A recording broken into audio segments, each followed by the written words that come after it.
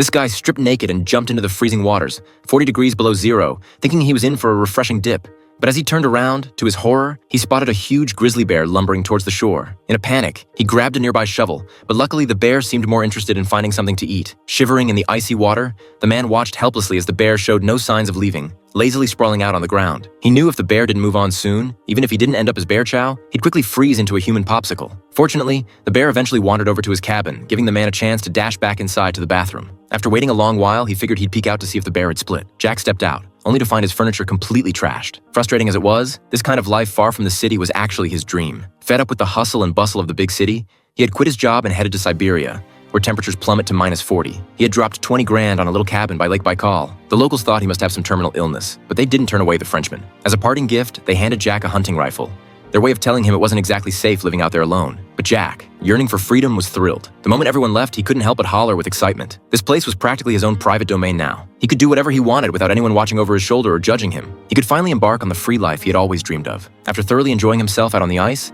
he finally headed back to the cabin to give his new home a proper once-over. Sure, it was a bit rustic, but for a bachelor pad, it would do just fine. Jack crashed out on the bed, only waking up as evening fell. And that's all I can share with you due to copyright issues. If you're curious, feel free to check out the original story.